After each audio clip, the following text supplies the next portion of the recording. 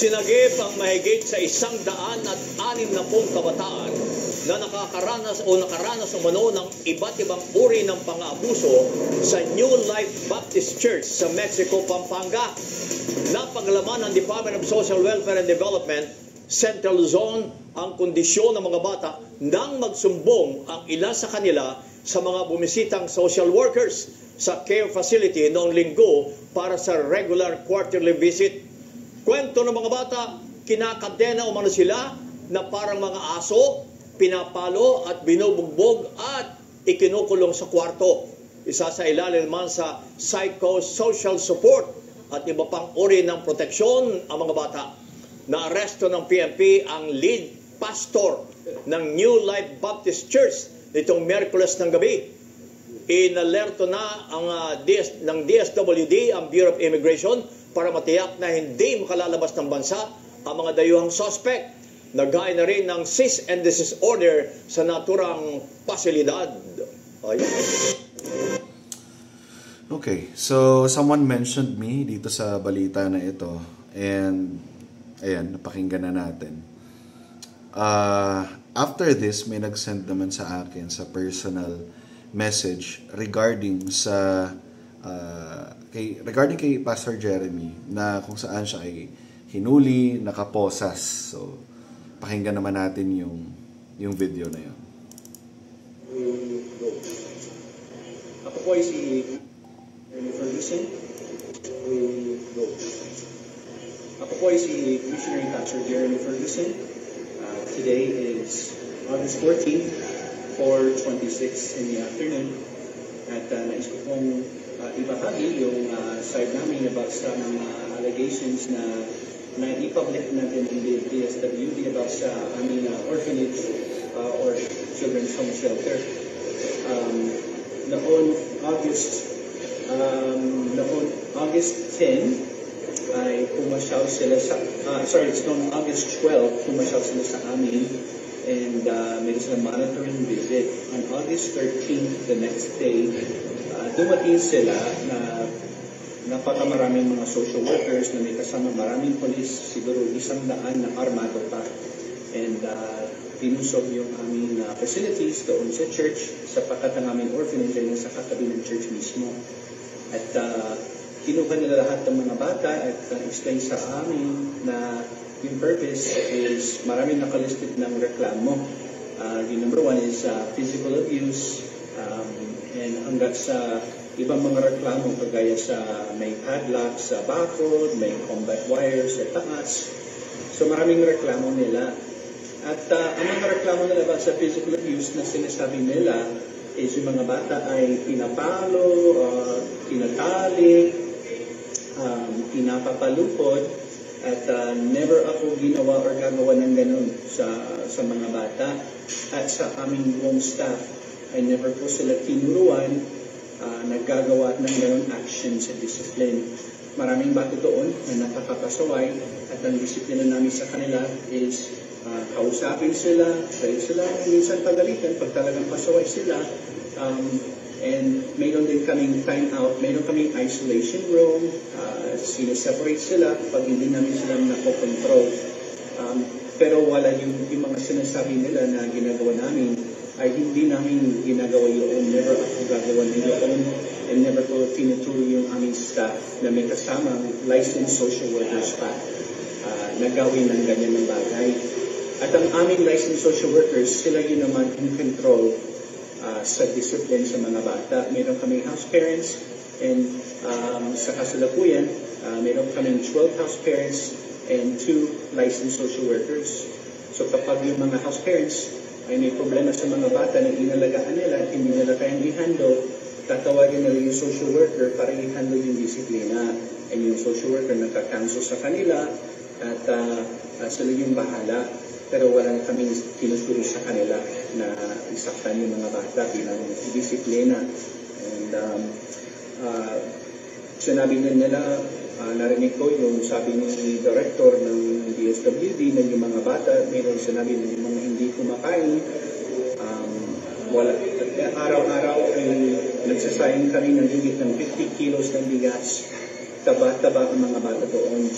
busog na busog sila. Mayroon silang complete food sa lahat sila ang mga babies. Mayroon silang lahat ng gatas na sinasabi ng doctor na kailangan, kung ito ay estrogen 1, estrogen 2, binibigyan sila lahat na yan. Walang kulang sa pagkain, lahat sila ay nag-aaral sa school, may sariling school kami, may sariling teachers.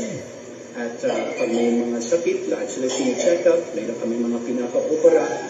Mayroon kami today mismo is ang aming first college graduate actually sa Dabzu Baccalaureate. Graduate siya sa social work.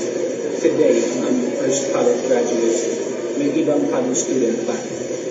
So, yung buong buhay niya, ang kaso sa bawat aspekto, kasama spiritual, and everything. Nabanggit din ni Sir Director na may mga bata na may approved PCAR na ibig sabihin, pwede na silang umuwi. Yung PCAR is Parental Capability Assessment Report. Pag na-approve yun, pag positive yun, ang bata ay pwedeng umuwi doon sa tao nakalagay sa PCAR. Mayroon kami mga bata na may positive PCAR na hindi pa pwedeng umuwi kasi hindi pa pumayag ang judge. Ang mga bata yan, may mga court hearings pa at hanggat na pumayag ang judge, hindi namin sila pwedeng umuwi. Kaya, bagamat may positive PCAR, nandun pa sila. Hindi namin sinasabi na bawal umuwi. Sa 8 years ng aming orphanage, higit ng 300 children na ay aming tinulungan. 150 plus ay nakauwi na. Pag may positive PCAR, inuuwi sila agad na may discharge conference kasama ng social worker sa mga LGU social welfare. Higit na 150 ang naiuwi na. Walang kinukulong doon. And nakakalungkot lamang po ito mga accusations para sa akin personally also because bilang misyonaryo, ito ay isang naging malaking part ng aking mission work sa Philippines. Naawak kami sa mga bata sa kalsada, sa squatter, at nagbigay kami ng malaking effort. And sinufli nila sa amin is parang mga criminal. Pero binigay namin ang aming pinaka-best care. Meron din kami mga video ng mga bata na nawawala nang kinuha sila ng DSWD. Ayaw na umalis. Sila ay nagbabato sa mga DSWD social workers, nagsisigaw at yung iba nagmumura pa kasi ayaw nila sumama, ayaw nila umalis doon sa orphanage kasi parang family nila na yan and talagang alam nila na ginagawa niya mabuti sa kanila and wala nang aabuso sa kanila. Yun naman po ang isang pahayag. Salamat po. Sa napakinggang pahayag natin kay Pastor Jeremy, looks like the other side yung merong issue sa abuse. And si Pastor Jeremy ang nakakaranas ng abuse, ng persecution ngayon. So this is the first time I have watched this video and grabe. Nakakalungkot, may kurot sa puso.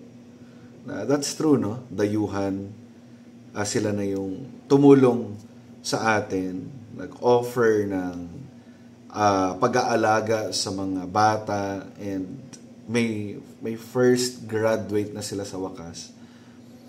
And kung hindi maayos yung treatment nila, no?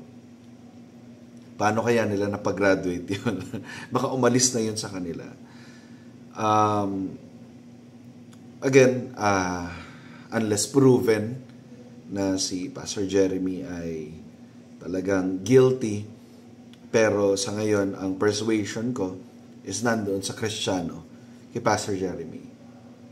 So, since siya ay Christian, ang persuasion ko na paniwalaan or ang default na papaniwalaan ko sa posisyon or sa kaso na ito ay si Pastor Jeremy unless proven na siya ay nag-violate nga sa batas. So, mga licensed social workers, yung mga nandun, kaya ayaw din nila matanggalan ng lisensya, kaya alagaan din nila yung kanilang job, basically. Okay, so meron ding isang video na kung saan ito ay parang update 13 hours ago kay Pastor Jeremy, galing kay Igmedio Puerton. So, panoorin naman natin. Pastor Dan from the Philippines here. I'm Cairo, also known as the Cowboy Baton. Hi, I'm missionary Pastor Jeremy Ferguson, sent out from Highland Missionary Baptist Church in Gainesville, Florida. I've been serving the Lord here in the Philippines for going on 22 years this coming October. Part of our ministry here is an orphanage ministry we started 8 years ago, wherein we provide 24-hour shelter to kids who are abandoned or abuse victims and all kinds of other problematic backgrounds, and we provide complete care for these kids, spiritual care, physical care, emotional, absolutely everything. This orphanage ministry has grown a lot faster than what we had expected over the years, and it's recently reached over 160 kids. And all these kids are well taken care of and loved as if they're our own children. Recently we had a monitoring visit, a regular monitoring visit by the DSWD, and the next day they came back and raided us with over 100 armed policemen and a huge circus, and they took all the kids by force, claiming that there were allegations of abuse, physical, verbal, psychological abuse. They did not make any allegations of sexual abuse. They just make a lot of allegations about these different kinds of abuse. They were even saying that the kids were being fed rotten food with worms and rocks, and they were complaining about a lot of things, like there were some broken windows, and they didn't like the fact we had locks on the gates. So there was a whole list of complaints. And after the raid, they came back a few hours later and arrested me, saying that a couple of the kids were saying that I had forced them to kneel down in the room as a punishment and fed them rotten food that very same day. So therefore they were able to enforce a warrantless arrest, and I've been in prison since then and waiting for some trial stuff to happen. And we're just praying for these kids, number one, because these kids were like our own, and these kids were so close to us.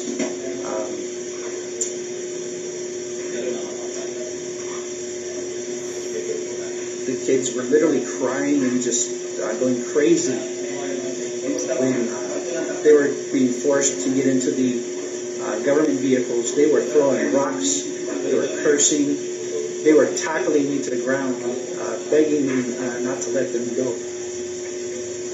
And there was nothing I could do. There was nothing our staff could do, because there was over 100 armed police officers with M16 machine guns.